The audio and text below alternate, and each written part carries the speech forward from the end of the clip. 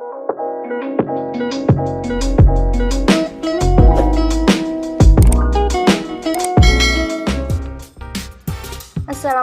warahmatullahi wabarakatuh. Perkenalkan, nama saya Anis Wikratul Maharom, NIM 2018-105103110006 dari kelas Ekonomi Internasional 5A, Prodi Ekonomi Syariah Universitas Muhammadiyah Malang. Baik, dalam video kali ini saya akan menjelaskan tentang ruang lingkup ekonomi internasional. Baik, materi yang pertama yaitu pengertian ekonomi internasional. Ekonomi internasional adalah suatu cabang dari disiplin ekonomi yang mempelajari dan menganalisis tentang transaksi dan permasalahan ekonomi secara internasional yang meliputi perdagangan, keuangan atau moneter, serta organisasi ekonomi dan kerjasama antar negara. Dalam perdagangan internasional dikenal istilah ekspor dan impor. Ekspor adalah ketika suatu negara yang menjual produknya ke negara lain, sedangkan impor adalah ketika suatu negara membeli produk dari negara lain. Sedangkan dalam keuangan internasional sering dikenal dengan istilah capital outflow dan capital inflow. Capital outflow adalah arus modal keluar dari suatu negara, sedangkan capital inflow adalah arus modal masuk. Sebagai bagian dari ilmu ekonomi, permasalahan pokok yang dihadapi dalam ekonomi internasional juga sama dengan ilmu ekonomi, yaitu masalah kelangkaan atau scarcity produk dan masalah pilihan atau choice produk. Di mana masalah kelangkaan ini terjadi karena kebutuhan manusia yang tidak terbatas, sementara faktor-faktor produksi yang digunakan untuk memenuhi kebutuhan manusia itu sifatnya terbatas, sehingga terjadi masalah kelangkaan tersebut. Studi tentang ekonomi internasional semakin penting karena adanya pengaruh dari globalisasi ekonomi dunia yang ditandai dengan ciri-ciri sebagai berikut. Yang pertama yaitu keterbukaan ekonomi. Dengan adanya keterbukaan ekonomi, di mana semakin terbuka ekonomi dalam suatu negara, maka semakin besar pengaruh dari dunia internasional terhadap perekonomian negara tersebut. Yang kedua, keterkaitan dan ketergantungan ekonomi, keuangan, perdagangan, dan industri antar negara. Hal ini terjadi karena tidak semua kebutuhan di suatu negara itu mampu dipenuhi oleh negara tersebut, sehingga antar satu negara dengan negara yang lain saling ketergantungan, baik itu dalam hal pemenuhan kebutuhan barang dan jasa maupun dalam hal keuangan. Yang ketiga yaitu persaingan yang semakin ketat antar negara. Dalam hal ini terjadi karena adanya persaingan, dan karena adanya persaingan tersebut, maka masing-masing negara dituntut untuk meningkatkan produktivitas dan juga efisiensi dan juga efektivitas. Materi yang selanjutnya yaitu pengertian ekonomi internasional menurut para ahli. Menurut Hari Waluya, ekonomi internasional adalah sebuah aplikasi dari ilmu ekonomi mikro dan ekonomi makro yang harus mempelajari masalah hubungan ekonomi antara suatu negara dengan negara yang lain. Sedangkan menurut Napirin, ekonomi internasional adalah ilmu ekonomi biasa yang mempelajari alokasi sumber daya yang langka untuk memenuhi kebutuhan manusia, di mana problematikanya itu berada dalam lingkup internasional. Baik, materi yang selanjutnya yaitu ruang lingkup ekonomi internasional. Ada beberapa ruang lingkup. Yang pertama yaitu perdagangan internasional melalui perpindahan barang, jasa dari suatu negara yang lain, atau yang disebut dengan transfer of goods and services.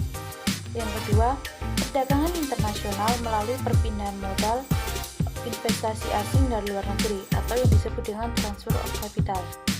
Yang ketiga, perdagangan internasional melalui perpindahan tenaga kerja yang dipengaruhi terhadap pendapatan negara melalui devisa dan juga perlunya pengawasan mekanisme perpindahan tenaga kerja, atau yang disebut dengan transfer of labor. Yang keempat, perdagangan internasional yang dilakukan melalui perpindahan teknologi, yaitu dengan cara mendirikan pabrik-pabrik di negara lain atau transfer of technology. Dan ruang lingkup yang terakhir yaitu perdagangan internasional yang dilakukan dengan penyampaian informasi, kepastian adanya bahan dan pangan pasar, atau yang disebut dengan transfer of data. Baik, materi yang selanjutnya yaitu tujuan dari ekonomi internasional. Ada beberapa tujuan dari ekonomi internasional, diantaranya yaitu dapat membebaskan kemiskinan dan kelaparan. Yang kedua, dapat membebaskan bangsa dari keterbelakangan ekonomi. Yang ketiga, dapat memajukan perdagangan. Yang keempat, dapat mempercepat tali persaudaraan antar negara. Dan yang terakhir yaitu dapat menstabilkan negara di bidang ekonomi, politik, sosial, budaya, serta pertahanan dan juga keamanan. Baik, materi yang selanjutnya yaitu faktor penyebab terjadinya ekonomi internasional. Yang pertama yaitu adanya perbedaan harga barang di berbagai negara.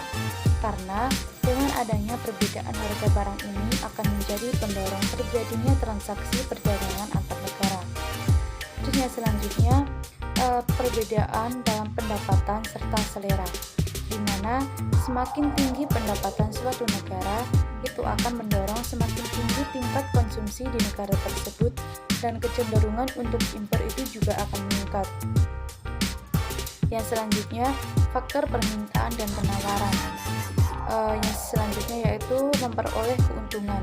Seperti yang kita ketahui, ketika ekspor lebih besar dari impor, maka artinya negara itu akan mengalami surplus perdagangan. Dan negara yang mengalami surplus perdagangan ini akan memperoleh devisa, sehingga cadangan devisa dari negara tersebut akan meningkat. Faktor yang selanjutnya yaitu perbedaan sumber daya yang dimiliki, di mana sumber daya itu tidak hanya sumber daya alam saja, akan tetapi ada juga sumber daya manusia. Di mana perbedaan sumber daya alam terjadi karena perbedaan dari kondisi geografis dari suatu negara. Karena dari perbedaan itu akan menyebabkan sebuah perbedaan faktor hasil produksi yang dihasilkan. Seperti Indonesia yang tanahnya subur, maka Indonesia cocok untuk menghasilkan hasil produksi pertanian. Oleh karena itu, Indonesia cenderung untuk mengekspor produk-produk pertanian, sedangkan Jepang mereka lebih maju dalam hal teknologi.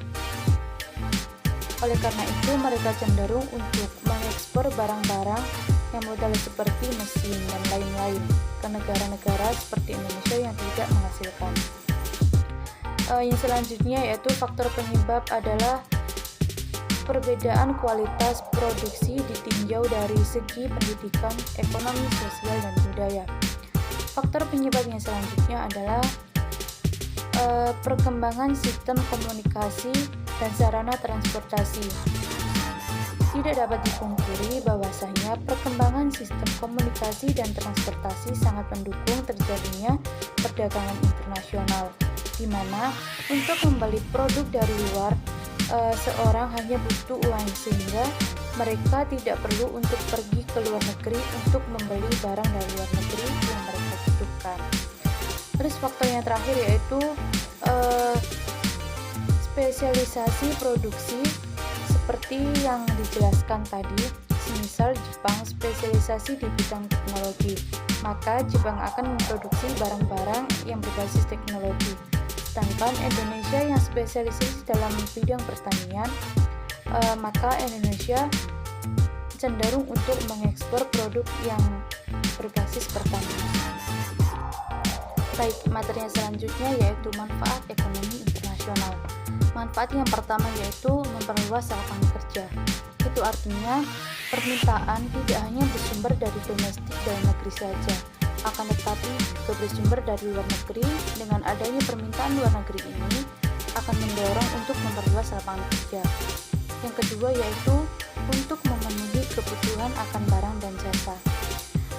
Karena tidak semua kebutuhan suatu negara itu mampu dipenuhi oleh negara tersebut, maka manfaat dari adanya ekonomi internasional dapat memenuhi kebutuhan akan barang dan jasa karena adanya perdagangan dari antar negara tersebut.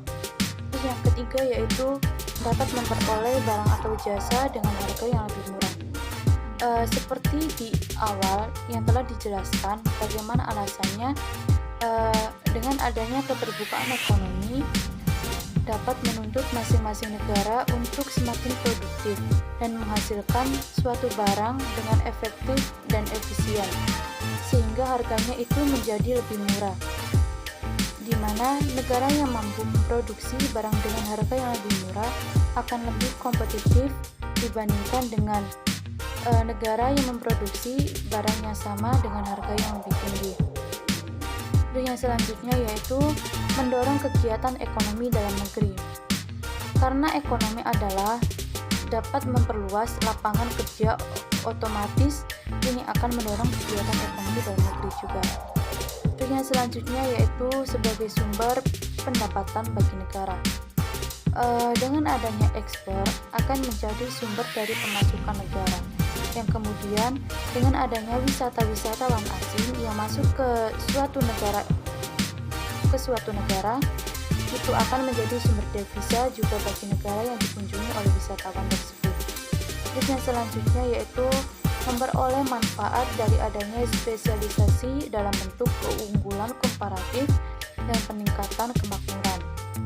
Dan yang selanjutnya yaitu dapat meningkatkan produktivitas dan efisiensi produksi yang pada dasarnya bersumber pada skala ekonomis dalam proses produksi teknologi baru dan rangsangan bersaing.